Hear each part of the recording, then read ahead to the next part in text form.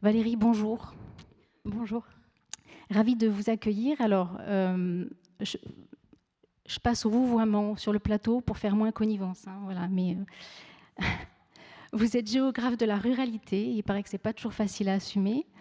Vous êtes enseignante et chercheuse à l'Institut de géographie et d'aménagement de l'Université de Nantes et au sein de l'équipe de recherche du CNRS Espace et Société.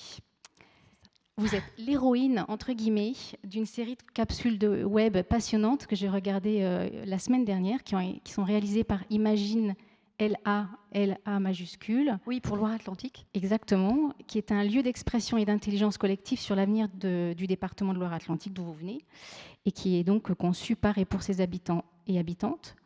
Et dans cette web-série intitulée La campagne, vous évoquez par exemple la manière dont a évolué la conception sociale de la ruralité. Vous êtes également l'auteur de Plouk Pride, un nouveau récit pour les campagnes, paru il y a quelques semaines, où vous dressez un état des lieux de la question de la ruralité et une mise en perspective de la campagne au regard des transitions sociétales. Cette journée, on lui a donné pour titre « Comment inspirer les territoires ?» et on a vu hier que cette question revient très souvent dès lors qu'on laisse la parole aux acteurs culturels. Cette question des territoires est régulièrement posée, donc c'est vraiment un sujet qui nous anime. Et donc aujourd'hui, votre intervention a pour titre « Un nouveau récit pour les campagnes / les territoires ». Vous avez 45 minutes à peu près. Merci. Merci beaucoup. Bonjour à tous. Je suis très contente d'être là aujourd'hui sur un événement qui a un aussi joli titre pour un géographe, Topographie des imaginaires. Topographie, pour un géographe, dessiner les lieux, c'est son fond d'intérêt, on va dire. Et des imaginaires, ça c'est très intéressant. Moi je dis toujours à mes étudiants, on aménage le monde comme on envisage la vie. En fait, il y a une relation très forte entre la réalité matérielle et les imaginaires. Et comme je pense que vous le pressentez tous, vous le sentez tous, nous sommes dans une période de renversement des imaginaires. Nous vivons depuis tout le XXe siècle sur un imaginaire de la ville, un idéal, un lieu imaginaire qui serait la ville. Et vous l'avez sans doute constaté, on a un renversement actuel des imaginaires avec un retour vers les marges de la ville, vers la campagne. L'expérience du Covid sur l'année 2020 l'a montré, entre ceux qui partent faire du télétravail pour se mettre en sécurité sanitaire, ceux qui sont en quête de nature, ceux qui sont en quête de convivialité, ceux qui ont peur et qui sont à la recherche d'un espace de survie pour l'effondrement. Voilà. Donc il y a un renversement des imaginaires qui devient très visible aujourd'hui, mais qui existe à peu près depuis, pour nous en géographe, depuis les années 90 qu'on a commencé déjà à le voir. Alors, est-ce que je peux passer le diapo ? Je vais essayer de partager avec vous deux idées. Premièrement, je vais essayer de vous expliquer, de partager avec vous comment moi je perçois le territoire comme un des éléments majeurs de la transition de notre civilisation. Et puis, je vous parlerai de la question du droit au village. Qu'est-ce que, au fond, de quoi ont besoin les gens quand ils retournent vers les espaces plus ruraux, vers les petites villes. Donc la première idée que j'ai essayé de partager, c'est la question de la transition, comment la transition de notre civilisation qui est en cours passe par la question des territoires, entre autres. Alors pour faire comprendre ça, moi je dis toujours que pour comprendre qu'on change de culture, qu'on change de civilisation, encore faut-il avoir une vision à peu près limpide de où on se trouve. Dans l'histoire de l'homme, dans l'histoire d'Homo sapiens, dans notre histoire, il y a 4 façons d'être au monde. Enfin, il y en a 3, il y en a une 4e en émergence, je pense. La première façon d'être au monde, c'est la façon d'être au monde des chasseurs-cueilleurs. C'est ce que nous avons vécu pendant l'essentiel, on va dire, de notre histoire génétique. Nous avons été des prédateurs sur notre environnement. Alors, je ne vais pas trop développer les aspects peut-être socio-économiques des sociétés. Bon, ils sont des sociétés familiales, de petits groupes. Je vais vous parler peut-être du corps dans l'espace. Pour des artistes, je pense que c'est important. On pourrait dire que la question du corps dans l'espace, eh bien, les chasseurs-cueilleurs sont des humains qui vont valoriser plutôt un rapport sensoriel avec leur environnement, une réponse instinctive qui ne passe pas nécessairement par le mental, Donc, Carl Jung dit les peuples racines ont plutôt une conscience de soi au niveau de l'abdomen, avec une réponse instinctive à la situation changeante et dangereuse dans laquelle ils peuvent vivre. Je ne développe pas plus. Cette période, elle a disparu très précocement en Eurasie, puisque l'agriculture, c'est l'invention de l'agriculture, c'est-à-dire la domestication des plantes et des animaux, c'est-à-dire le début de l'intégration dans la sphère domestique, c'est-à-dire dans la sphère humaine, des plantes et des animaux. Cette révolution, elle a lieu en 8000 avant notre ère, en Mésopotamie pour ce qui nous concerne, mais cette agriculture va arriver dans ce qui est aujourd'hui la France, on va dire ça comme ça, il y a 6000 ans, enfin en 6000 avant notre ère, et ça va mettre à peu près 1500 ans à couvrir l'ensemble de la France. Et là, on va passer d'un environnement, d'une société, d'une nature sauvage, on va inventer un nouveau monde qui est donc la nature domestiquée par l'homme, qu'on appelle la campagne. Donc la campagne va se construire dans une grande ère, l'ère paysanne. Et là, le fondement, qu'est-ce que c'est qu'une société paysanne? C'est une société dont le fondement économique est la production de nourriture.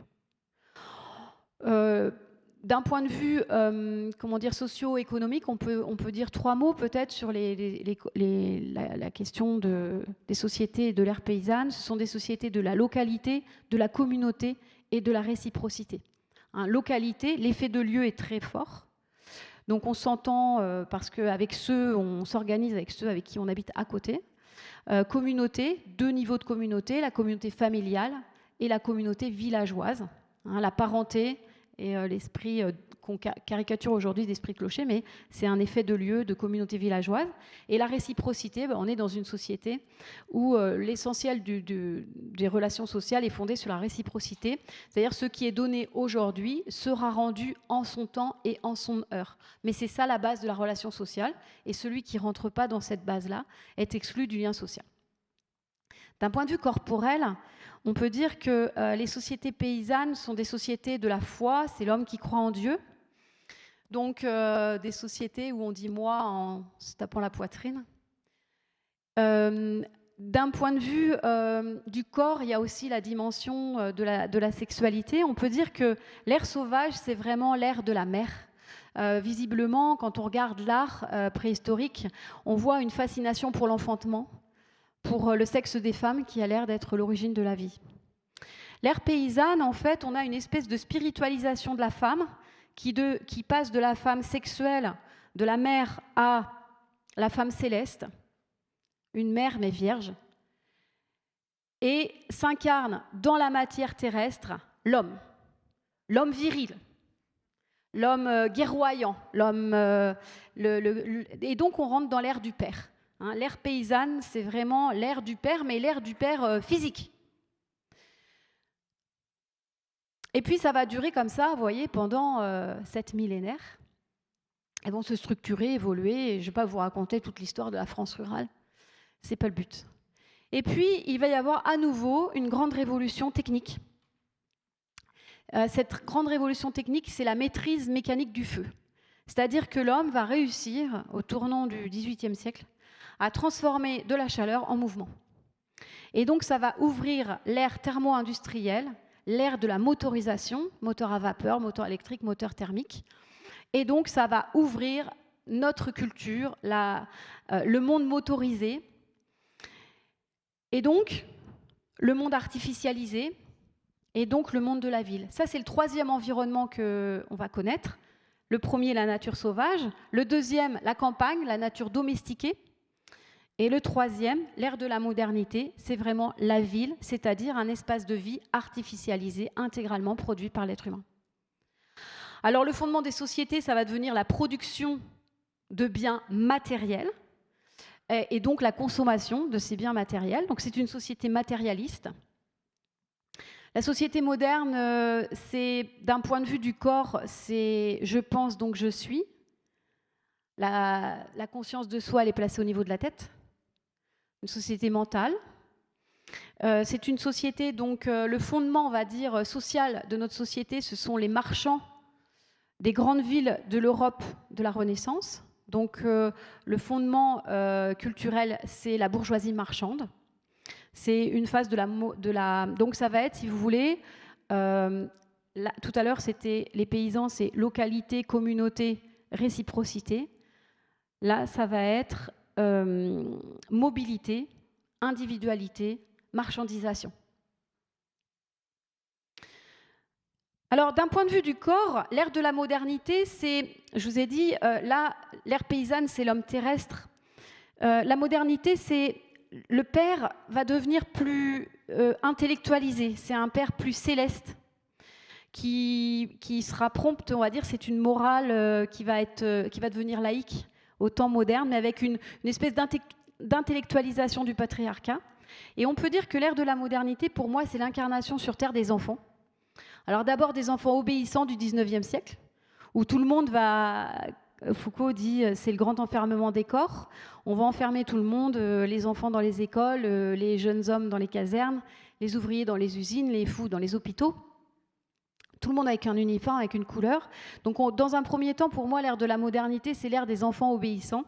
Et puis ça va devenir, avec la modernité tardive, à partir de la fin du XXe siècle, l'ère des adolescents. Complètement égotique, qui à la fois refuse la mère et refuse le père. Donc c'est l'ère de la modernité qui est notre culture. Nous sommes là. Et cette ère de la modernité, aujourd'hui, elle est chahutée, chahutée par une nouvelle révolution technique qui va changer à nouveau notre relation à l'espace et au temps. Cette révolution qui change notre relation au monde, à l'espace et au temps, c'est l'invention du numérique. Alors là, j'ai mis 1990, c'est l'invention d'Internet tel qu'il est aujourd'hui, le World Wide Web. Et donc, ça veut dire que depuis 30 ans, en fait, la révolution numérique, elle est en train de commencer à transformer notre culture moderne, et notre culture moderne est dans une situation intenable parce qu'elle ne va pas pouvoir tenir de la même façon que l'ère paysanne n'a pas tenu et s'est effondrée devant la révolution industrielle. L'ère des paysans, les paysans se sont effondrés, toutes les cultures paysannes se sont effondrées et les campagnes ont connu une renaissance dans la modernité. Alors, qu'est-ce qui nous arrive aujourd'hui? Eh bien, en fait, on voit que le récit hyper moderne, on va dire le récit des pouvoirs dominants, c'est de dire, eh bien, il y a la révolution numérique, on va continuer l'ère de la modernité, on va continuer cette société, cette culture de la production, consommation, distraction dans un monde numérique. Donc, ça sera du encore plus fort, encore plus loin, encore plus vite. Et donc, on poursuit dans l'ère numérique et on va vers des technologies numériques qui vont être implantées dans le corps humain, puisque d'avoir un portable ne suffit plus, on peut l'intégrer. Donc, ça va être un peu l'humain cyborg, l'humain augmenté, qui va vivre dans des grandes villes artificialisées. Et comme ce récit ne fait plus rêver beaucoup, eh bien, on a une espèce de tournure autoritaire des pouvoirs qui n'ont d'autre solution pour se maintenir que de virer à la dictature, on pourrait dire ça comme ça, qu'elle soit sanitaire ou autre. Mais le problème, c'est qu'on est de plus en plus à se dire « mais ça ne peut pas marcher, ça ne va jamais tenir ». Parce que vous voyez bien que cette ère de la modernité, elle est en crise totale. Alors, il y a des crises qui sont liées à des choses internes, à savoir sa base, à savoir l'accumulation capitaliste, qui génère des crises majeures, donc crise écologique, donc exploitation sans limite de la Terre, donc on arrive aux limites physiques de la Terre. Petit b, un échec économique et social, c'est-à-dire qu'on n'a jamais autant eu, et pourtant nous sommes les hommes les plus insatisfaits du monde qui souhaitons avoir encore plus, et c'est comme ça qu'on a des milliardaires qui ont des fortunes incroyables et qui cherchent à en avoir encore plus. Donc on est dans un monde d'inégalité et de compétition à l'accès à la ressource. Et puis, nous sommes dans une société de la marchandisation de tous les rapports sociaux. Il n'y a plus aucun rapport social, c'est-à-dire que nous sommes en permanence des boutiquiers dans tous nos rapports, que ce soit amoureux, économiques ou autres. On cherche à être gagnant, à sortir gagnant de la transaction. Donc on est dans une déshumanisation totale, et là, rien que ça, c'est déjà un problème. Mais en plus, notre société, elle est en crise sous l'effet de la révolution numérique. Parce que la révolution numérique, ça produit l'effondrement de l'emploi salarié. Or, l'emploi salarié, c'est le fondement social de l'ère de la modernité. Inadaptation, si on est sur de l'immatérialité, parce que par le numérique passent des choses immatérielles. Donc le problème de l'immatériel, c'est que ça ne se négocie pas comme un objet. Je prends un exemple tout bête, mais vous connaissez tous. C'est-à-dire, si je vous vends mon portable, il y en a un qui a le portable, moi j'ai l'argent, puis tous les autres n'ont rien. Ce matin, on échange des idées, de l'intelligence. À la fin de la conférence, tout ce que je sais, je le saurai toujours, et vous serez tous dans la salle à le posséder également. Donc, inadaptation de l'organisation marchande, inadaptation des organisations hiérarchiques. Bien oui, l'ère de la modernité, je vous ai dit, c'est un peu le père intellectualisé, dont toutes les structures sont très hiérarchiques. Avec Internet, tout ça, ça explose, puisqu'on est de pair à pair. Donc, il n'y a plus de hiérarchie.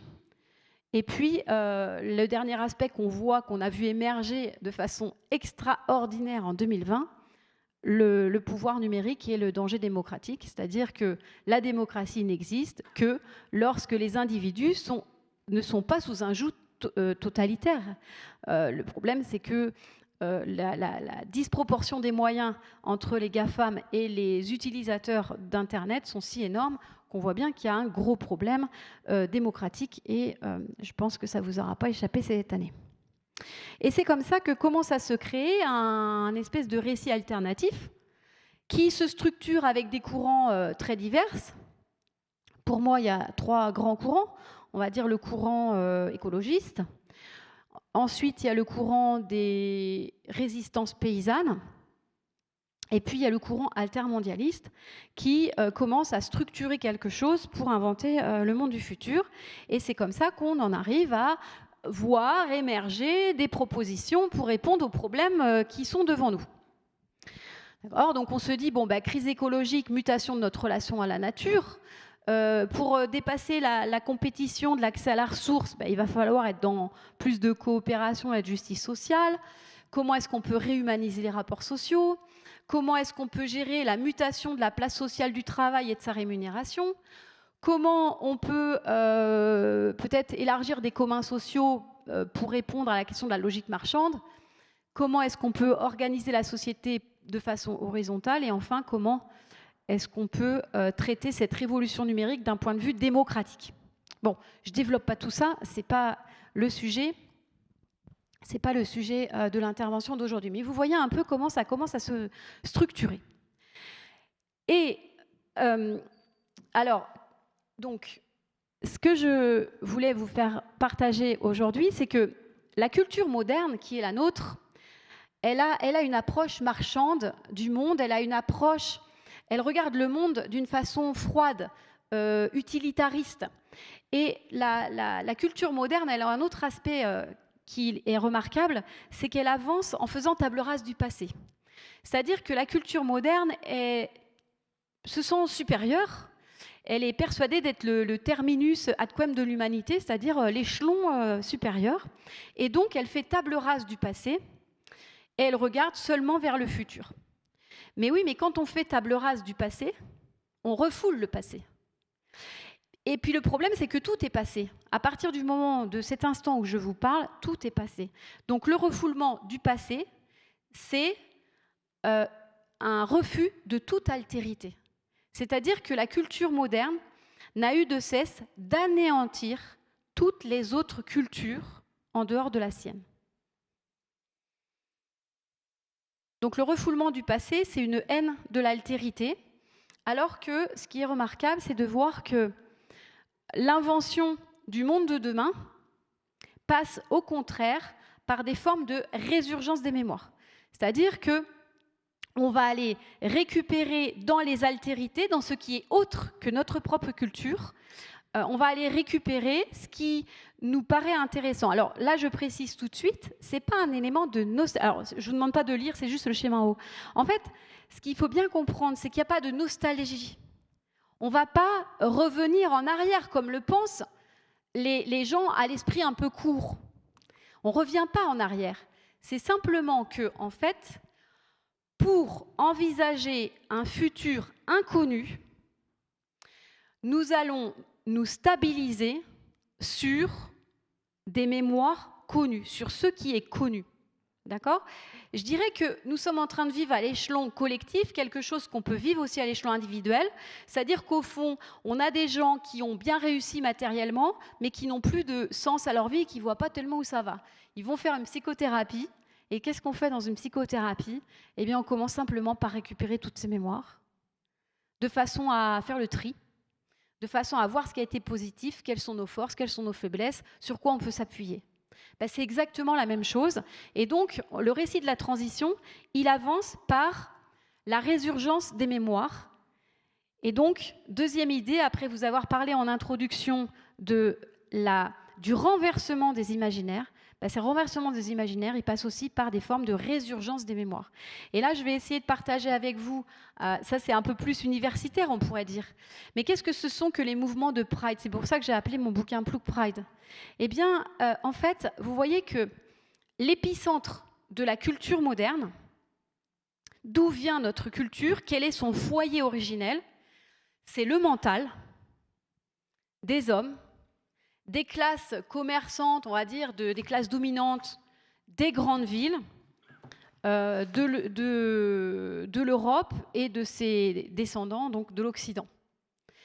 Et donc, ce qui est tout autre, l'altérité, se trouve, on va dire par dualité, se trouve donc dans l'imaginaire, ou peut-être le sentimental, je ne sais pas.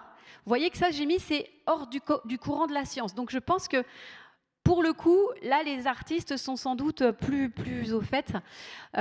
Donc l'imaginaire ou le sentimental. Dans le féminin, donc en sciences humaines et sociales, c'est les études de genre qui vont investiguer en fait cette question-là. Des classes populaires, ça, ce sont les études radicales. Donc il y a plein de travaux d'Howard Zinn, de toutes les histoires populaires de France, des États-Unis qui sortent. Les grandes villes, donc les très grandes villes mondiales, donc les petites villes et les campagnes, il y a des approches territorialistes et moi je m'inscris dans ce courant-là. Et pour finir, de l'Occident, les sociétés non occidentales, donc tout le courant des études postcoloniales. Donc vous voyez que en fait le territoire, et c'est de là que viennent tous les mouvements de Pride.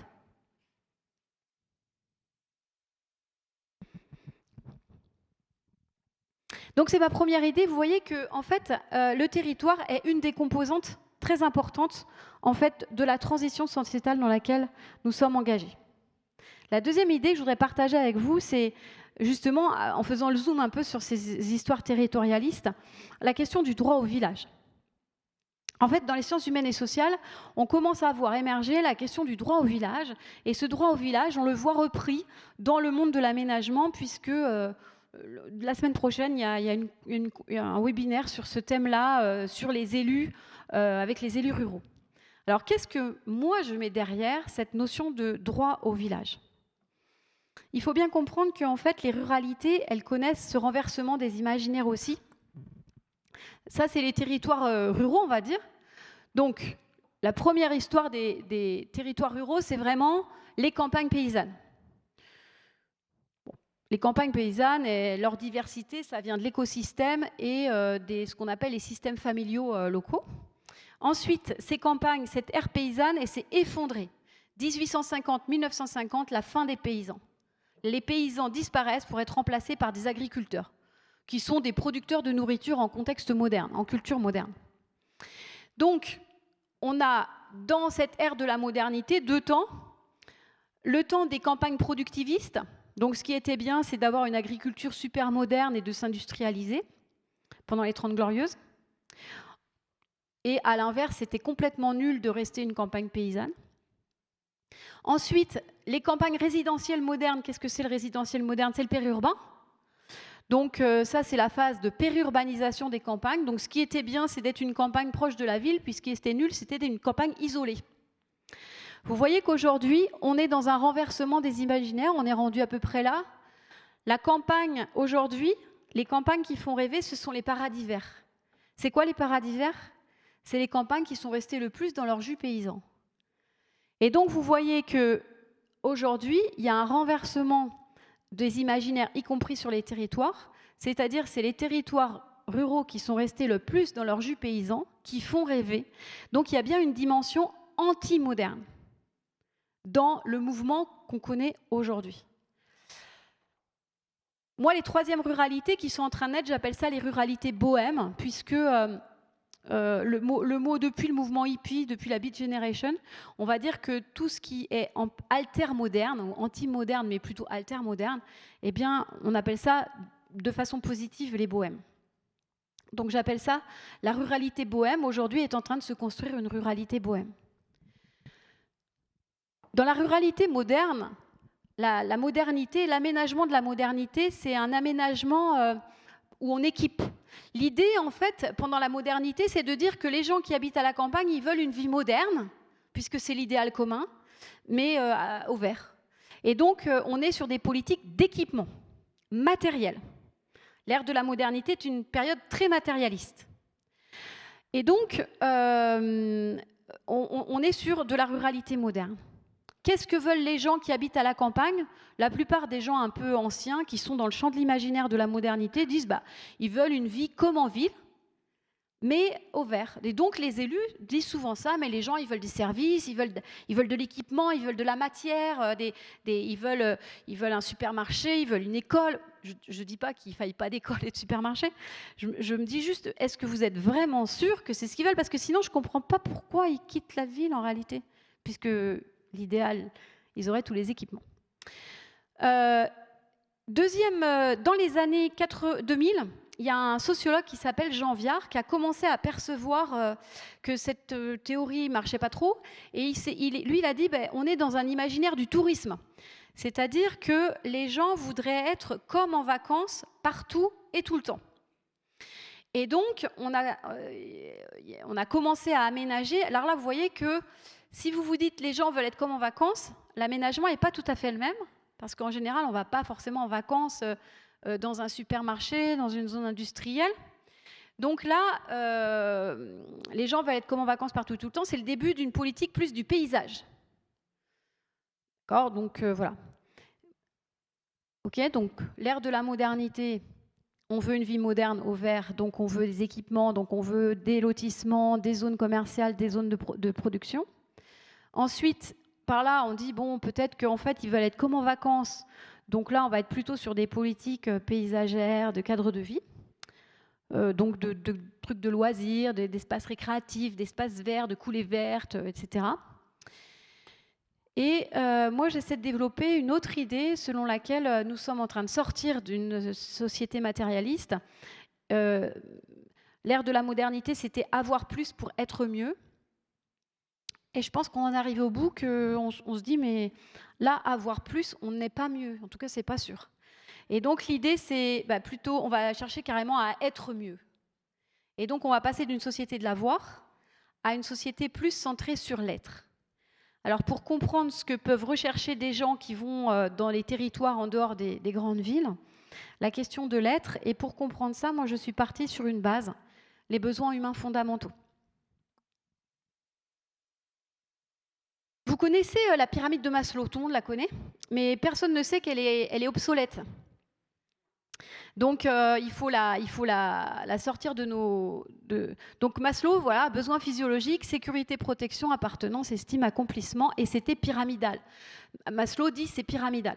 En 2010, il y a 4 psychologues avec la théorie de l'évolution qui ont dit non, les besoins humains fondamentaux ne sont pas pyramidaux.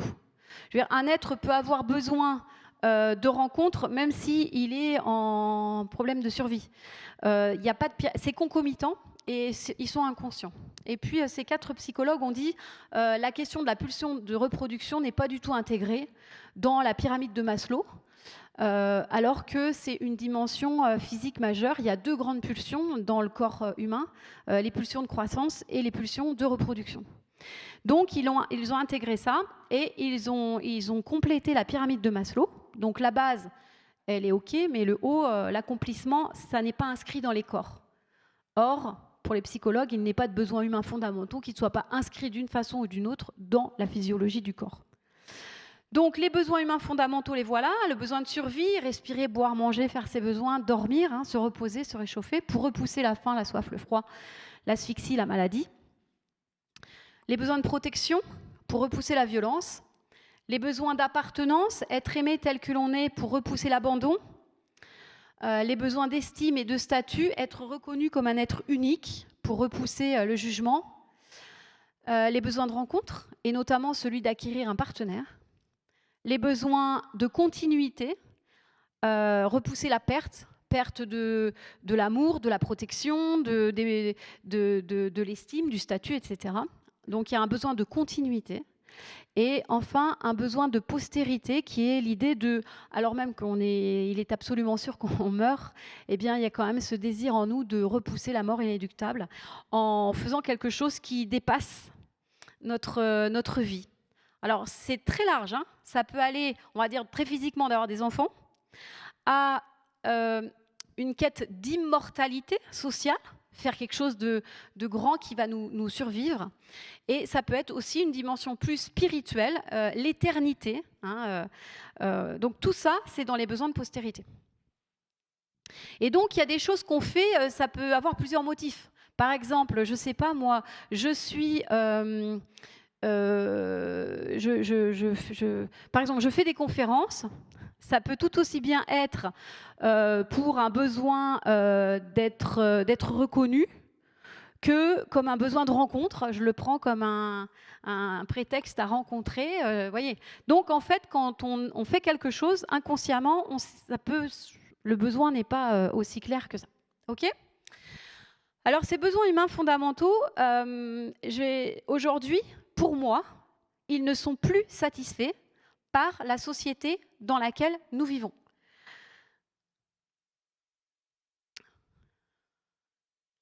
Alors, vous voyez, dans les sociétés paysannes, la satisfaction des besoins humains fondamentaux, c'était, on va dire, la base, c'était la maisonnée ferme ou la maisonnée d'artisans qui garantissait notre survie, notre protection, notre appartenance. Ensuite, on avait grosso modo l'échelon du village, la communauté villageoise, qui était le lieu de l'estime, de la rencontre.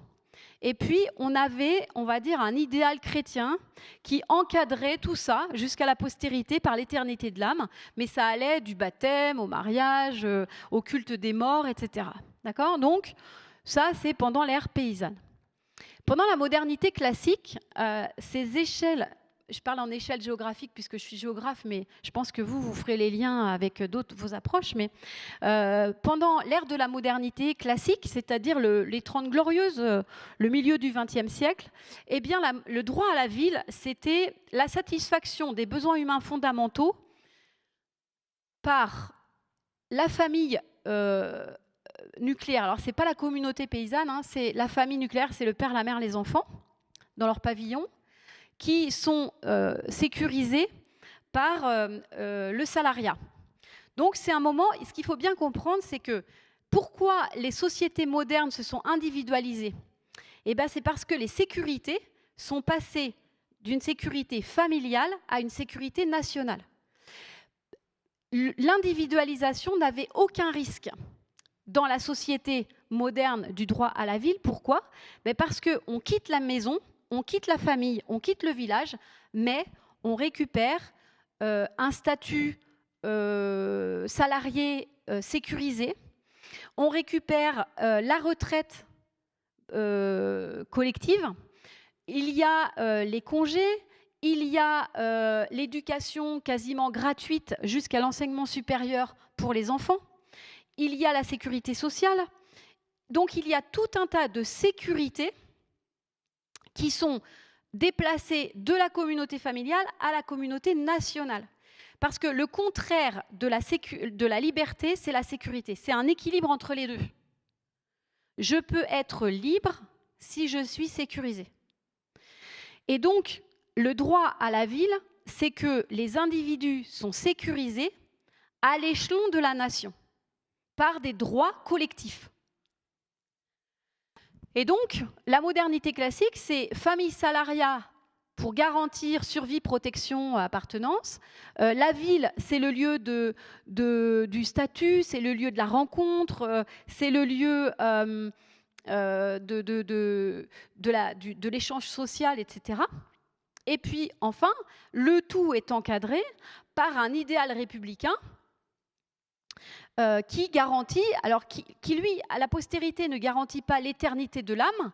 Ça, les sociétés modernes, c'est l'homme qui croit en l'homme, il ne croit plus en Dieu, mais il croit en l'homme.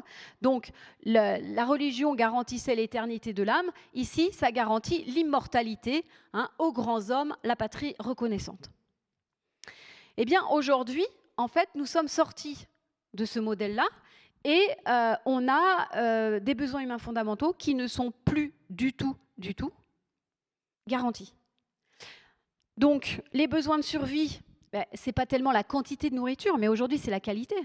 La qualité de l'air que je respire, quand vous voyez l'expérience de Rouen-Lubrizol, la qualité de l'air que je respire, la qualité sanitaire des environnements. On a bien vu dans l'épidémie du Covid le rôle des fortes densités, en tout cas la première en 2020. L'eau, même les environnements électromagnétiques, etc. Donc, on est dans une société de la pénurie. Il y a aussi une pénurie, la pénurie de repos. On a vu dans les besoins humains fondamentaux de survie, il y a le repos. La révolution numérique fait exploser nos cerveaux. Parce que il n'y a plus d'espace-temps. C'est une instantanéité, donc il y a des problèmes de santé mentale. Il y a un burn-out généralisé. La société frénétique. Nous sommes dans une société frénétique. Et le philosophe Hartmut Rosa dit que plus on est agité dans les corps, dans l'espace, plus il ne surgit plus rien de nouveau. Et donc, les sociétés frénétiques sont paradoxalement des sociétés mentalement figées. On est des sociétés zombies. C'est pour ça que se développe la méditation, qui est se réancrer dans l'espace et le temps de façon à amplifier la sensation d'exister. Plus l'espace et le temps sont frénétiques, qu'il n'y en a plus, on perd notre sensation d'exister parce qu'à preuve du contraire, notre seule existence est le fait que nous soyons des corps incarnés dans un espace et un temps. S'il n'y a plus d'espace-temps, on perd le sens de notre identité, de nous-mêmes, de notre sensation d'exister. Donc, bon. Et puis aussi, bien sûr, dans la protection, là, vous voyez que l'individualisation, elle marchait parce qu'on était sécurisé, mais là, on nous enlève toutes les sécurités les unes après les autres.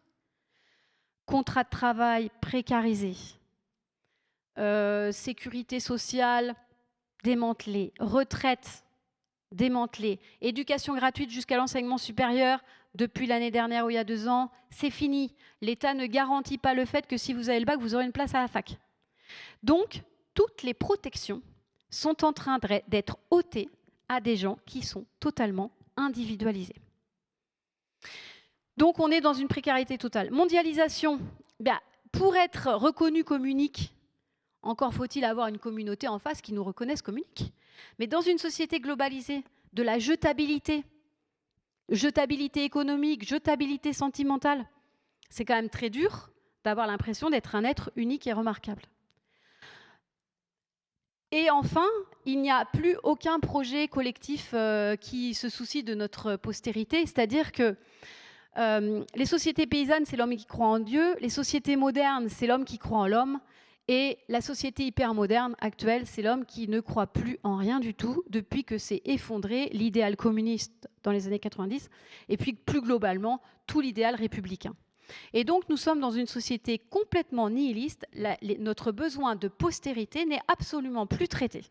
Ce qui fait que, grosso modo, aujourd'hui, si vous avez un problème existentiel sur le sens de votre vie, on vous dit, écoute, va acheter des chaussures et ça ira beaucoup mieux. Donc, vous voyez qu'il n'y a plus aucun de nos besoins humains fondamentaux.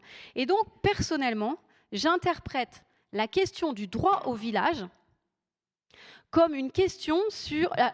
L'idée, c'est le droit au village. Donc là aussi, vous voyez, résurgence des mémoires, remobilisation d'un passé sécurisant connu. Je ne dis pas que... Et vous voyez qu'il y a un aspect d'échelle. C'est-à-dire qu'on sent bien en disant ça que l'échelle, elle est plus petite, elle est plus localisée, que le droit à la ville. Ce qui est intéressant, c'est qu'il y a une relation toujours de l'espace et du temps. Ce qui fait que si vous voulez être plus lent, vous êtes plus local. Tous les mouvements slow sont en même temps des mouvements de relocalisation.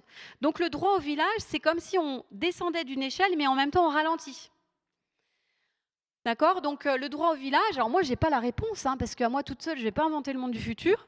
Mais pour moi, ça veut dire dans quelle communauté de vie on vit, c'est quoi la famille? Moi, je pense que le futur, c'est la communauté d'individus. Là, on vit en communauté. Là, on vit en individu. Et là, c'est inventer la communauté d'individus. On ne va pas revenir à vivre comme dans les communautés où il n'y a pas d'individualité. Mais voilà. Donc, quel revenu? Grande question de notre société. Comment est-ce qu'on... d'où vient le revenu? Ensuite, quelle est l'échelle de la satisfaction des besoins de rencontre, des besoins d'unicité? Et puis enfin, d'un point de vue plus large, comment on réintègre nos besoins de postérité? Comment on trouve un sens à notre vie? Quel est le sens collectif qu'on donne à la vie? Et alors moi, j'ai mis la nature, point d'interrogation. Il se trouve qu'il semblerait, pour le moment, que la nature soit la seule entité extérieure à nous-mêmes qui puisse nous limiter et nous imposer cette question de la mort. Donc voilà le droit au village. Alors moi, pour moi, il y a... C'est bon, Claire? C'est bien? Super. Alors, du coup, il me semble que je préconise?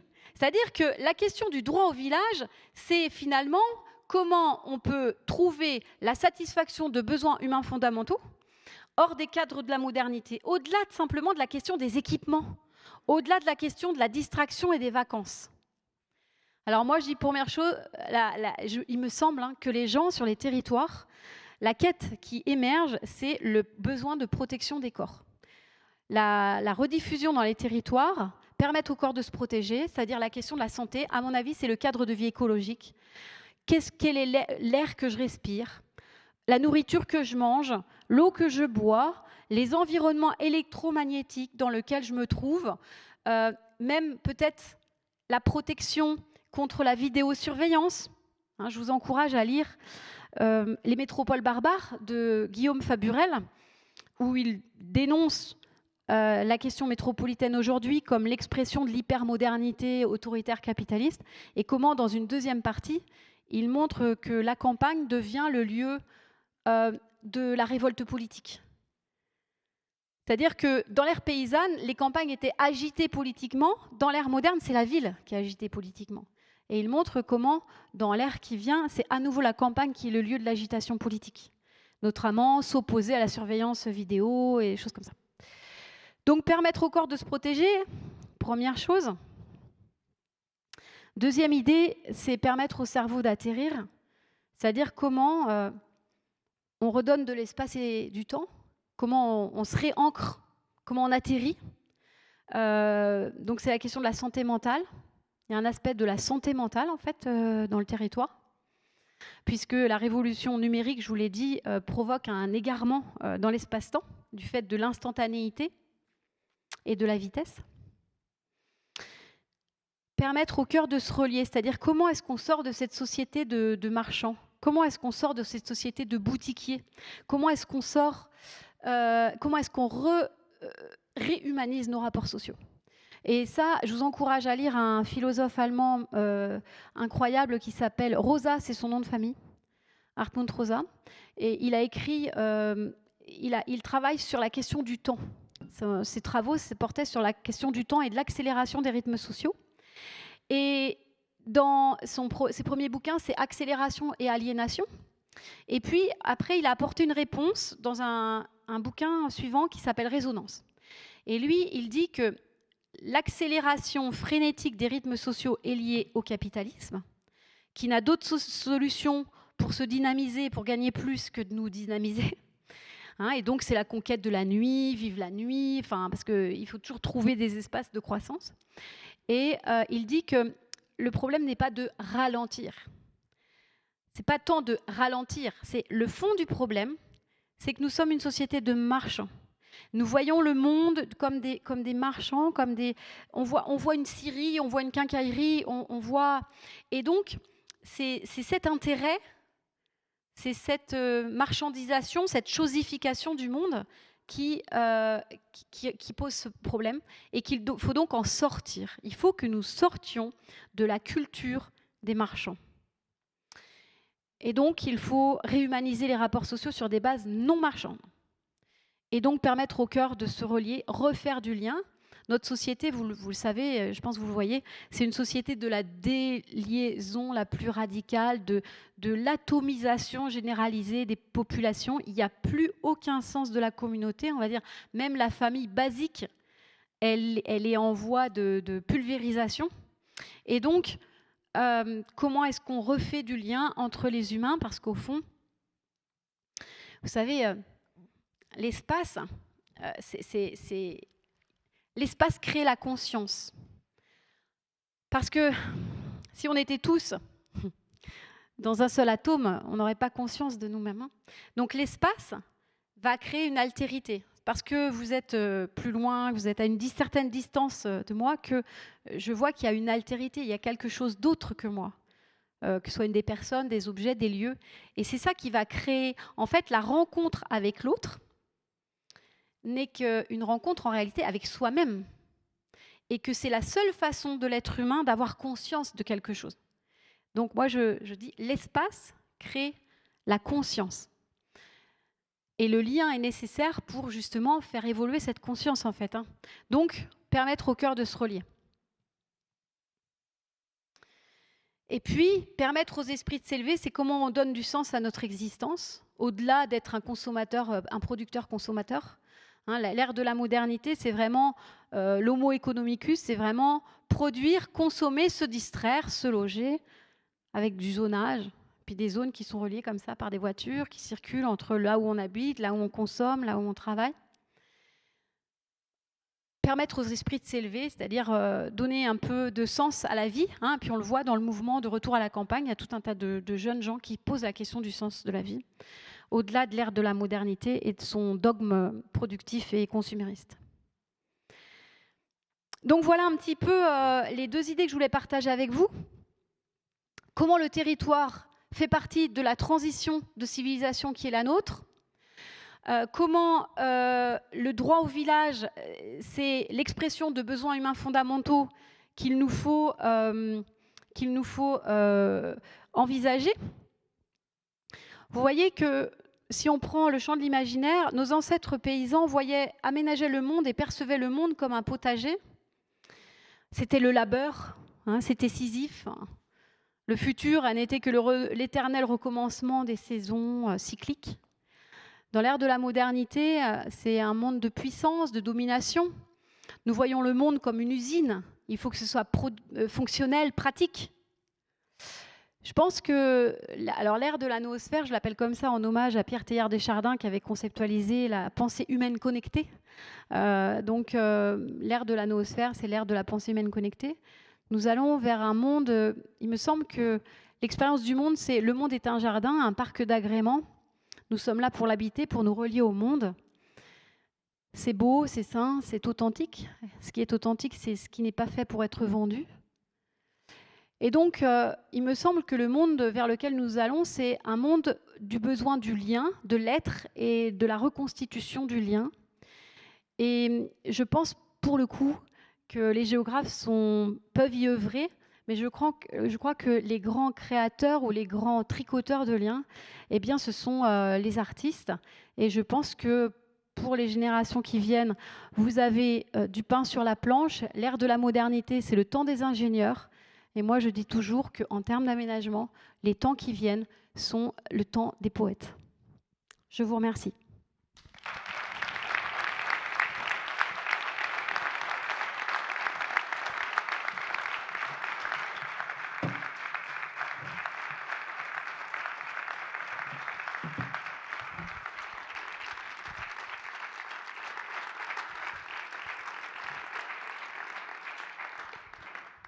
Merci beaucoup Valérie, c'était absolument brillant et ça fait beaucoup de bien de vous entendre. Est-ce qu'il y aurait des questions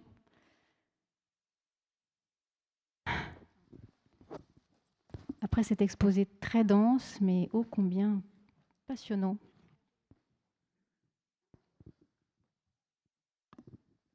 Allez, on y va, c'est parti. Alors, oui, il y a des porteurs de micro. On dirait que c'est un prof de maths mélangé avec un prof de poésie. C'est une espèce de tourbillon qui met tout dans des cases. C'est affolant. Ah oui. Je vais essayer de me trouver un sigle comme a fait Aline tout à l'heure, prof, propagateur de quoi de recherche, je sais pas quoi.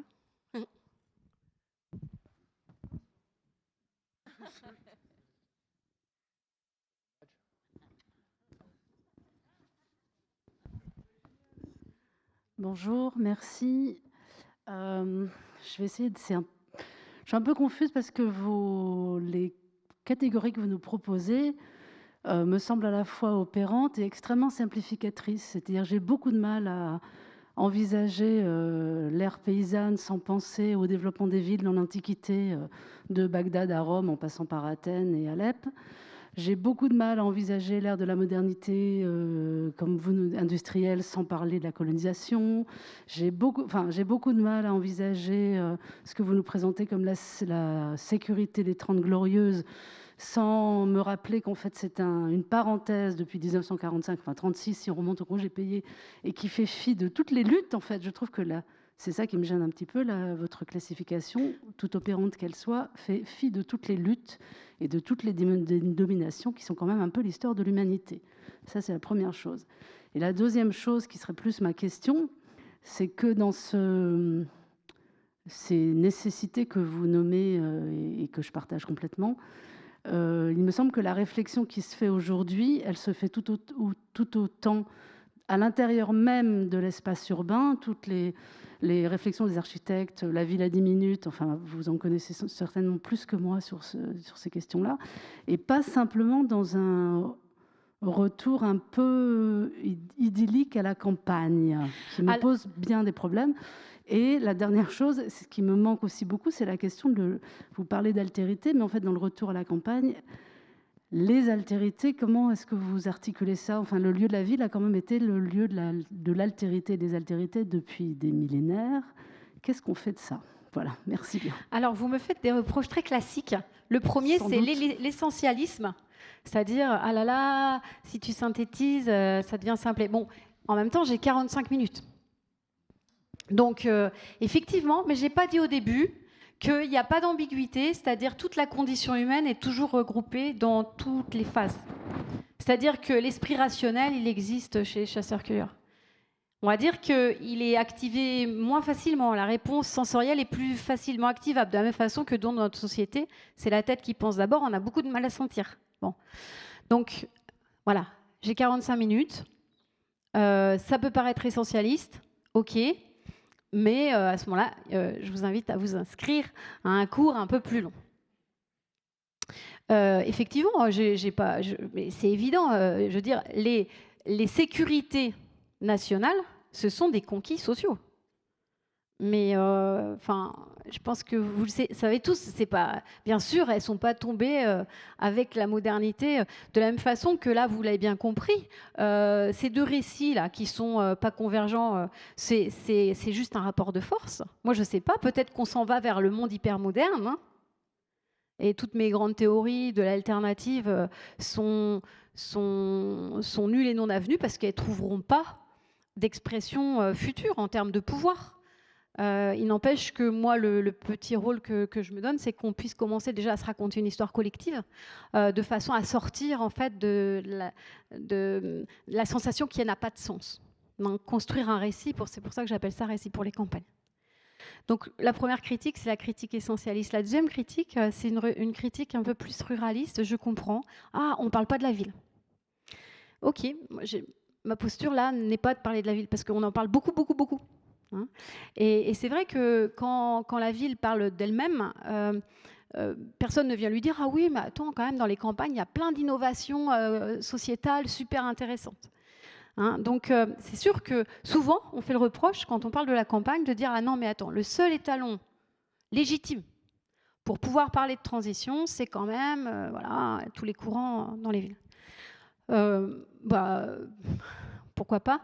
c'est important aussi de prendre conscience que, bien sûr, les villes, je ne remets pas en cause l'existence des villes, elles sont énormes. Les villes dans l'Antiquité, elles existaient, hein, mais ça, c'était quelque chose de très petit en termes de poids démographique, et puis c'est pas du tout la même réalité que la ville dans l'ère de la modernité. Donc, bon, j'entends hein, les limites et je les accepte. Voilà. Donc la question que vous posiez, c'était, là j'ai perdu le fil pour le coup. Il y a quelque chose sur lequel je voulais vous répondre qui me paraissait très intéressant. Donc la ville, donc en termes de volume, bien sûr, les villes sont très pesantes. On y invente beaucoup de choses. Il n'empêche que malgré tout, les choses les plus radicalement différentes, elles peuvent se trouver dans les villes. Moi, je vous ai dit, vous avez vu les marges. J'en ai cité, donc il y a les marges de genre, il y a le genre, les classes sociales. Le territoire n'est qu'une de ces marges sur lesquelles se cultivent des choses très nouvelles, très différentes de ce qu'on voit, on va dire, de façon majoritaire. Donc je ne dis pas non plus que dans la campagne se trouvent toutes les réponses. Je dis simplement que dans le monde du futur, il est fort probable que le monde du futur ne soit pas celui qu'on nous prédit, à savoir des très grandes mégalopoles, etc. Et qu'on va sans doute vers des façons d'habiter l'espace nouvelles, qui seront des campagnes, mais qui ne sont pas des campagnes productives, potagers, la campagne potager, même s'il y aura la nourriture. Mais c'est d'abord des campagnes résidentielles, donc des campagnes où, je vous ai dit, on est plutôt dans une vision du monde comme un parc d'agrément. Donc, je suis d'accord avec vous. La solution, d'abord, il n'y en a pas qu'une, la solution à tous nos problèmes et toutes les interrogations que nous avons aujourd'hui, elles ne se trouvent pas toutes dans les campagnes et les petites villes. Je dis simplement que dans ces endroits-là, nous avons des potentialités qui sont très importantes, qu'il ne faut pas négliger, et que, il me semble, le monde de la culture ne doit pas négliger. Question numéro 2. Oui, bonjour. C'est très intéressant, hein, ça permet de s'élever aussi un petit peu, mais donc, moi j'habite en Limousin, la Creuse est très proche. Côté voilà, l'innovation de la campagne, on est plutôt assez bon. Mais justement, effectivement, je côtoie des gens qui sont plutôt dans cette manière de vivre-là, d'ailleurs plutôt dans un inconscient et juste dans une envie, et pas du tout dans quelque chose de raisonné, effectivement, mais peut-être pas de réfléchi. Enfin, voilà, ils n'en tirent pas de velléité plus que de vivre là où ils sont. Mais en revanche, s'oppose à ça la précarité des campagnes. Et ça va aussi avec l'alcoolisme, ça va aussi avec des gens extrêmement reculés, ça va aussi avec des gens qui souffrent. Et souvent, sur les territoires, c'est quelque chose qui est difficile à mettre en partage. Et vous parlez du monde culturel, effectivement, en ce moment, c'est très à la mode. Après, moi, je suis fan fervente absolue du travail sur les territoires. Sur les temps longs, je suis extrêmement d'accord avec vous. Mais nous, en tant qu'acteurs culturels aussi, à un moment, OK, d'aller voir les gens qui réfléchissent, qui sont sur des trucs innovants, OK, mais comment on fait avec cette précarité-là ? Moi, je veux bien monter des projets, mais comment prendre en considération les gens ? Parce que vous parlez et on est d'accord, on en parlait hier aussi, hein, de l'idée de faire ensemble, en monde de la culture, mais c'est aussi comment nous, on s'intéresse aussi aux gens qui étaient là avant nous et qui seront là après nous, en fait. Oui, plus globalement, je pense que c'est la question de la relation de la culture, mais c'est aussi vrai pour le monde de la recherche, hein, avec les catégories populaires. Après, moi, je ne suis pas une spécialiste des questions culturelles, donc je n'ai aucun savoir sur les questions culturelles. Mais en aménagement, je pourrais dire qu'on a les mêmes problématiques que dans le monde de la culture. C'est-à-dire, dans l'aménagement, comment est-ce qu'on fait participer les classes populaires à une approche démocratique de l'aménagement. C'est exactement les mêmes problématiques. Il me semble que, moi je compte un peu sur plutôt le monde des arts pour avoir des réponses, parce que c'est quelque chose de très difficile. Alors, pour revenir sur la précarité, qui sont les classes... pour qu'il y ait une transition, il faut des classes biculturelles, il faut des groupes biculturels. C'est-à-dire, il faut... je vais prendre un exemple du passé. Pour passer de l'ère des paysans à l'ère des agriculteurs, c'est-à-dire à la campagne moderne, les biculturels, ça a été le mouvement qui s'appelait la JAC, la Jeunesse agricole catholique. C'était des gens du monde rural, mais qui avaient une pensée moderne. D'accord ? Donc, ils avaient un slogan, juger, voir, agir. Ils étaient hyper militants. Ils ont sillonné et toutes les campagnes qui se sont modernisées au sens d'industrialisées et productivistes étaient avec des membres de la JAC très actifs. Donc, la question, ça serait aujourd'hui de se dire, mais qui sont les biculturels ? Qui sont les gens qui peuvent faire transition ? Alors, il faut que ce soit des gens qui soient en empathie ou en connivence avec les classes populaires et moyennes,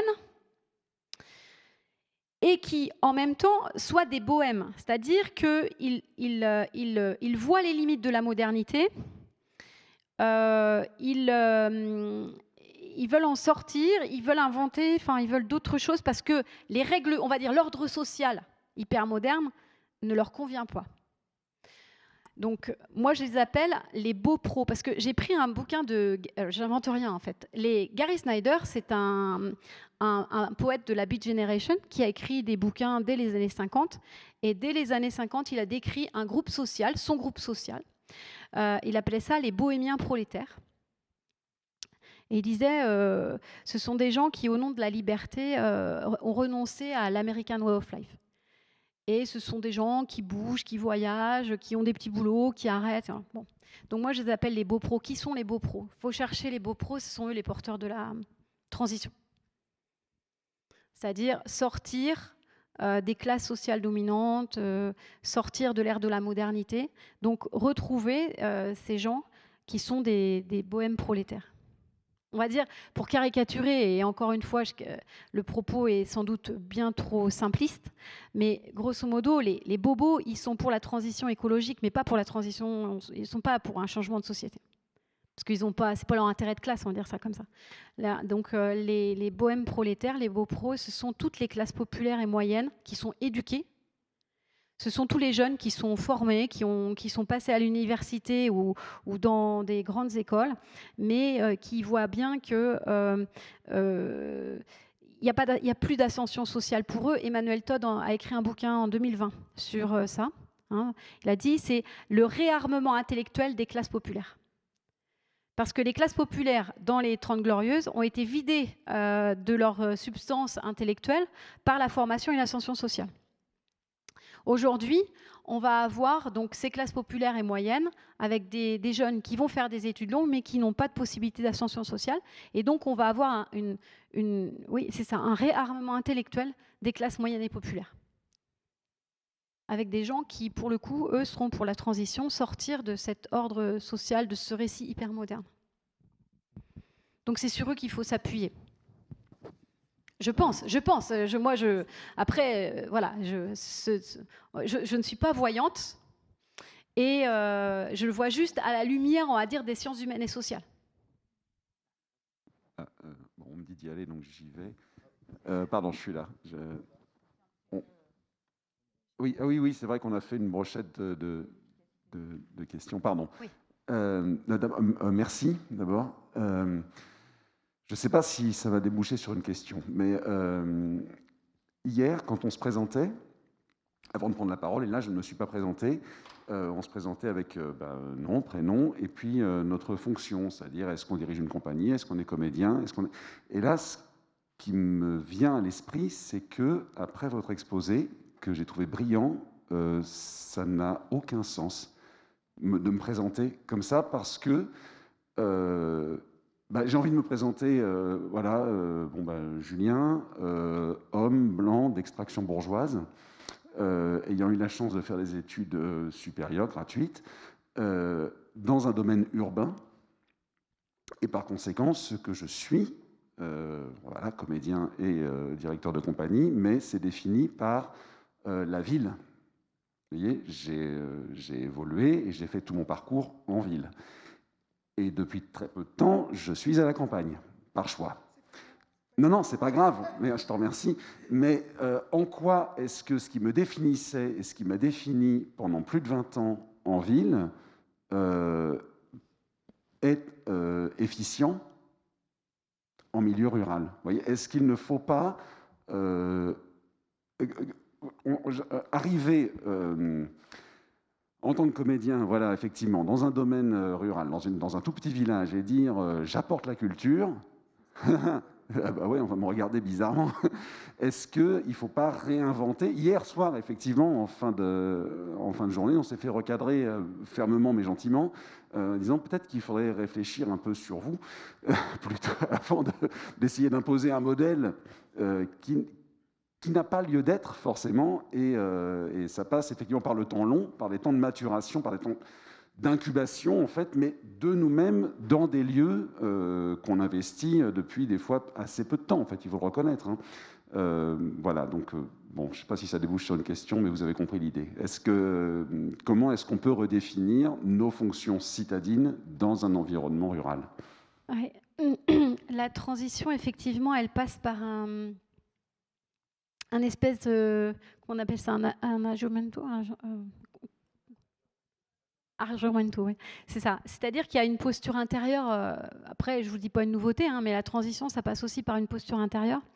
Et cette posture intérieure, justement, l'ère de la modernité, elle a cette haine de l'altérité, cette sensation de supériorité. Donc effectivement, si vous arrivez à la campagne en prétendant apporter de la culture, comme on suppose qu'il n'y a pas de peuple sans culture, il n'y a pas de gens sans culture, de quelle culture? Donc vous parlez des beaux-arts, donc vous parlez de la culture bourgeoise que vous amenez bien gentiment, mais c'est ce qui se fait déjà depuis... Enfin, vous voyez, donc il y a une posture intérieure qui est justement de sortir de ce sentiment de supériorité, de ce refoulement du passé, qui amène à un sentiment à une haine de l'altérité. Donc, avoir un plus haut niveau de conscience, je vais vous dire un truc qui peut paraître un peu simple, mais qu'est-ce qu'on appelle un plus haut niveau de conscience? Un plus haut niveau de conscience, c'est juste un plus haut niveau d'amour. C'est tout. C'est-à-dire un plus haut niveau de compréhension, d'intégration, d'acceptation, de respect. Voilà. Et du coup, parce qu'à la limite, on part sur ton exemple, mais à la limite, je veux dire, tu viens apporter ton modèle à la campagne, mais je veux dire, si tu es arrivé à habiter à la campagne, c'est que ton modèle, il ne marche plus en fait chez toi déjà. Donc, qu'est-ce que tu veux venir encore le propager, quoi? Donc, il y a quand même une espèce de modestie. Alors, mais elle est à toutes les échelles. Je veux dire, c'est, on va dire, l'Occident par rapport au monde, mais c'est c'est l'urbain par rapport au rural. Enfin, c'est toute une mutation intérieure en fait. La transition, c'est tout ça. Parce que je pense que justement, c'est aujourd'hui, par exemple, les campagnes, il y a quelque chose de très violent dans l'agriculture. Hein, les agriculteurs, les paysans, ont été acculturés par la modernité. On leur a dit, il faut devenir des agriculteurs, produire, blablabla. Pour intégrer cette culture moderne, ils ont renié l'héritage de leur père et de leur mère. Ils ont dit à leurs enfants, barrez-vous à la ville, c'est là où vous serez mieux. Et eux-mêmes, ils ont hypothéqué leur vie sur des emprunts. Aujourd'hui, vous imaginez, au lieu d'avoir un artiste, vous avez quelqu'un qui vient faire de l'agriculture paysanne, qui vient donner des leçons d'agriculture, qui a l'impression d'inventer l'agriculture 10 000 ans après tout le monde. Je ne sais pas si vous voyez la violence, en fait. C'est une violence, mais inouïe. Inouïe. Et donc, moi, je dis toujours, il n'y aura pas de transition de notre société sans la reconnaissance de l'acculturation paysanne, voire même peut-être d'une réparation sous une forme ou sous une autre de ce sacrifice des paysans. Les paysans ont été sacrifiés par la modernité. Alors même que la modernité, ayant besoin de nourriture, aurait très bien pu peut-être exister avec une agriculture paysanne. C'est ce que j'espère, une repaysanisation de notre société. Contemporaine, hein, on va pas, c'est horrible, qu'il n'y ait pas d'ambiguïté. Moi, je voudrais pas du tout vivre dans les campagnes du 19e siècle. Hein. C'est pas du tout ça le but. Hein.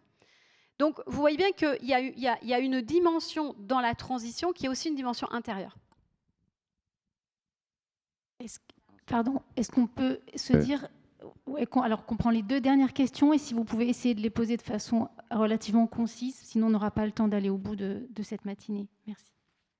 Oui, ici, j'ai quelqu'un qui est en priorité. Non, je ne suis pas d'accord. Non. Jérôme, vas-y. Allez-y, madame. Les 2 en même temps, ça serait bien. C'est parti. Bonjour. Et puis déjà, merci, un immense merci. Parce que, en fait, moi, j'ai appris ce matin que depuis 20 ans, j'aménage le territoire comme j'envisage la vie. Et ça fait du bien. Donc, merci. Je ne vais pas poser de questions, c'est juste un constat. Donc, Anne-Marie Tillier, compagnie Rolotte en chantier. On est implanté en milieu rural depuis 11 ans maintenant, avec un espace culturel itinérant qui se déplace dans les villages, où on construit. Enfin, voilà. Et en fait, en tant qu'artiste, on se heurte à un public qui est composé effectivement de paysans, d'agriculteurs, d'enfants de ruraux qui reviennent au pays et de ce qu'on appelle les néo-ruraux ou les bobos. Voilà. Et à un moment donné, la difficulté, c'est comment on réunit tous ces publics-là autour d'une œuvre qui est une œuvre déjà construite ou d'une œuvre collective, c'est-à-dire qu'on fabrique ensemble.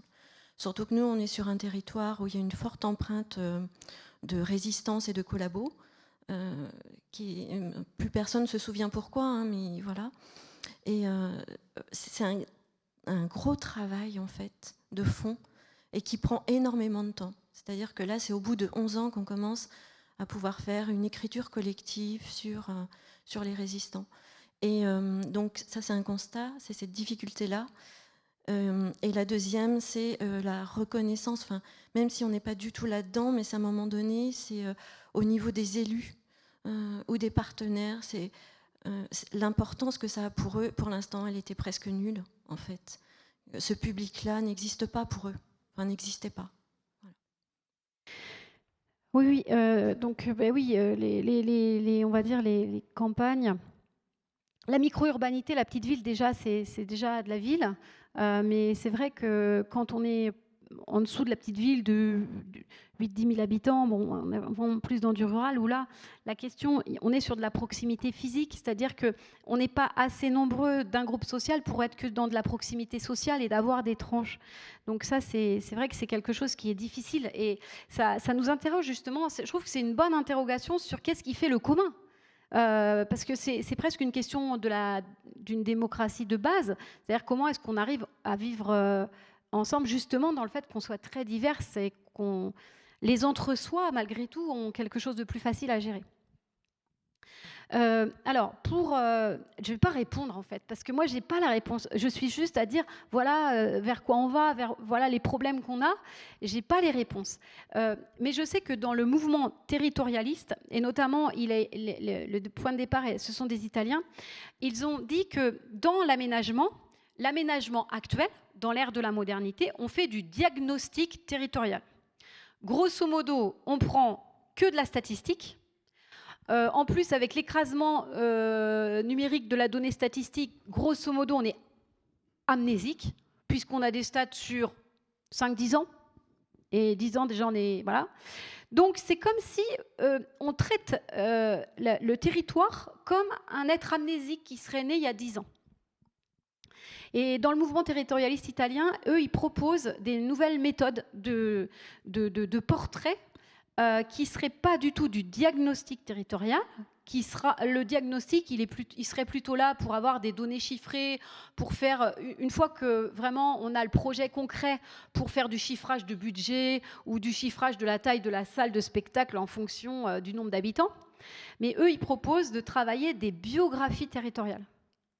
en intégrant les mémoires, en intégrant des temps longs de la trajectoire du territoire. Avec les histoires du passé, ça peut être des histoires de la Seconde Guerre mondiale dans les endroits, voilà. Moi, dans ma région, dans la région nantaise, au sud de Nantes, en allant vers la Vendée, il y a des traumatismes révolutionnaires qui sont encore à traverser la société. Il y a des traumatismes de toutes sortes, en fait. Donc il y a des traumas, il y a plein de choses. Et il y a maintenant, dans les milieux de l'aménagement, il y a des collectifs, c'est pas des bureaux d'études, mais qui commencent à travailler sur la question de l'émotion et de la mémoire dans l'histoire locale. Par exemple, à Nantes, il y a Globe Compteur qui récolte la mémoire. Ils font aussi du travail sur la question de l'émotion. Par exemple, quand on lance une procédure d'aménagement, eh bien, ils essaient de mettre au point des moyens ludiques, etc., pour voir, par exemple, s'il y a des vieilles colères qui datent d'il y a 25 ans, quand je ne sais pas quoi. Et donc, il y a des choses qui émergent. C'est-à-dire qu'on est en train de sortir, justement, de cet aménagement des ingénieurs où, en fait, le futur était connu, il était lisible, et le but de l'aménagement, c'était juste d'apporter une réponse technique à un problème connu. Aujourd'hui, nous sommes dans un futur qui est illisible. Et donc, inventer le futur, c'est se poser les bonnes questions. Et un ingénieur, il n'est pas formé pour se poser des bonnes questions, il est formé pour apporter les bonnes réponses. Qui est-ce qui est formé pour se poser les bonnes questions? C'est plutôt, on va dire, les sciences humaines et sociales, les universitaires. Mais ils peuvent poser les questions, mais ils n'ont pas les moyens de répondre à la question. Et là, je pense que dans la réponse à la question, on peut aider à poser les bonnes questions avec les autres, mais pour répondre à ces bonnes questions, de la mémoire, de l'émotion, de tout ça, bah là, pour le coup, le monde de l'art, le monde de l'imaginaire, le monde des sentiments, il est super important.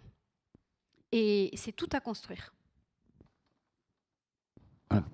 La dernière question, parce qu'on n'aura pas le temps sinon, je suis désolée.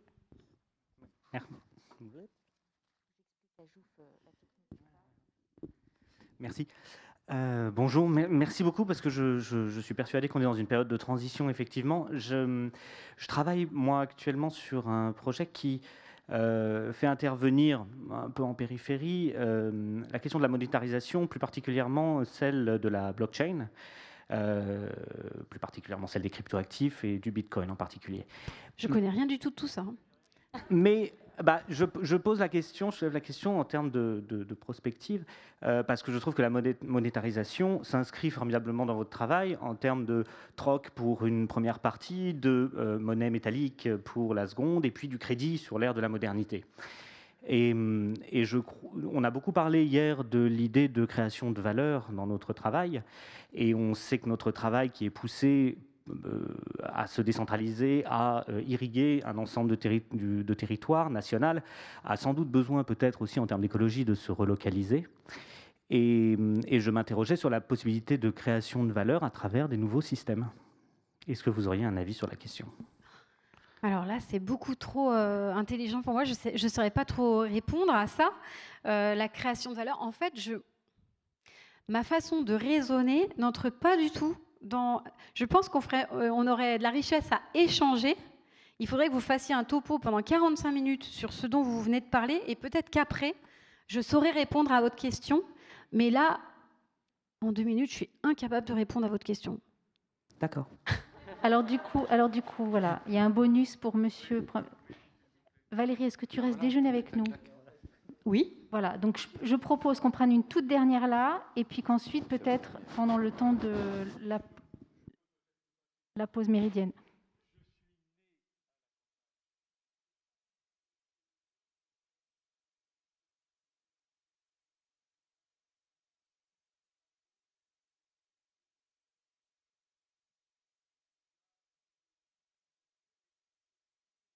Habiter à la campagne malgré tout. Donc, j'y suis né, c'est viscéral. Mais je crois qu'on est dans une espèce d'illusion quant à son développement. Quelle est la préoccupation des gens qui habitent à la campagne en ce moment, dont je fais partie? les responsables politiques, les technocrates qui s'occupent de la campagne à travers les communes, les communautés de communes, etc., j'interroge mon territoire, on me dit « projet de territoire ». Ah, mais on installe la 5G, on installe la fibre, ce qui va nous séparer encore un petit peu plus. Et parce que c'est un point de désaccord que je peux avoir avec vous sur ce que vous avez exposé, vous disiez que notre société moderne est une société où on n'avait peut-être plus de postérité. Est-ce que justement on n'est pas dans une postérité à travers les réseaux sociaux, une espèce de postérité du médiocre, de ce qui n'est pas vraiment intéressant. Mais la postérité, elle va durer longtemps avec les clouds, enfin, etc., et on va les développer. Mais la campagne, elle n'est pas aussi belle dans son intention, dans son développement, que j'entends ça et là la description. Alors, que ce soit bien clair, en fait, l'ère de la modernité, elle traverse tout le monde. Je veux dire, tous les territoires, tous les corps. Je dirais presque même qu'il y a dans les espaces ruraux des tenants de la modernité qui sont extrêmement farouches, parce qu'ils ont intégré le côté, l'infériorité culturelle en fait du plouc, c'est pour ça que j'appelle ça plouc pareil. Donc il y a une espèce d'intériorisation dans les campagnes d'une infériorité culturelle du plouc. Donc les villes en ce moment, elles peuvent chercher à faire campagne. Il y a tout un tas de campagnes qui cherchent toujours à faire moderne. Moi, je suis élue depuis l'année dernière dans ma petite commune. Là, le maire avec qui je suis, il est complètement dans l'ère de la modernité. Lui, il a encore envie de faire des zones industrielles, des zones commerciales, des zones résidentielles, et puis une belle rocade pour contourner le bourg et tout ça. Donc, qu'il n'y ait pas d'ambiguïté, il n'y aurait pas d'un côté les ruraux qui seraient déjà dans la transition, voilà, et puis de l'autre côté des urbains c'est pas ça le sens de mon propos. Hein, c'est pas ça le sens de mon propos. C'est de dire que les territoires, et en particulier hors des métropoles, font partie, doivent être pensés et intégrés dans la question de la transition. Mais le travail, il est immense, aussi bien dans les villes que dans les campagnes. Après, dans les campagnes, ça peut basculer assez vite avec le nombre, parce que comme le nombre dans les communes est plus faible, on peut avoir des effets de groupe et de bascule qui peuvent fonctionner. On le voit dans les communes, il ne suffit pas d'avoir tout le monde qui a un esprit bohème pour que la commune évolue, qu'il y ait une bascule qui se fasse. Alors pour le numérique, il n'y a pas d'illusion technophobe dans mon propos. C'est-à-dire que la révolution numérique, elle a lieu. Je veux dire, on ne l'arrêtera pas. On va faire avec. Donc, je pense que justement, la révolution va se faire aussi, et elle se fait aussi sur le territoire, parce que le numérique, en fait, libère. Il y a un côté libérateur du territoire, parce qu'il y a plein de choses qui deviennent possibles partout, grâce au numérique.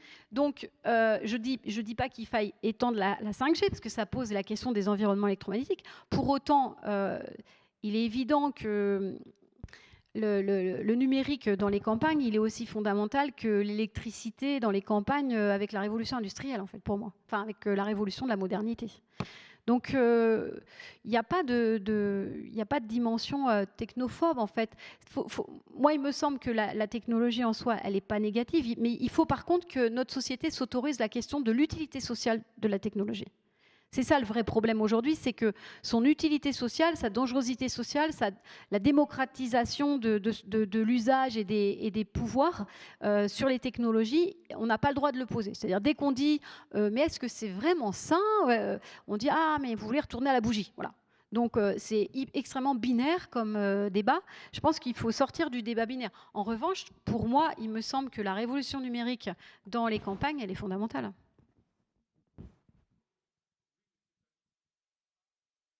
Voilà, c'est ça, exactement. L'utilité sociale de l'outil. Et ça aussi, c'est une des révolutions mentales de notre société. Ok, on va en rester là, si ça vous va. Merci beaucoup. On prend 5 minutes, mais alors 5 toutes petites minutes de pause. Merci.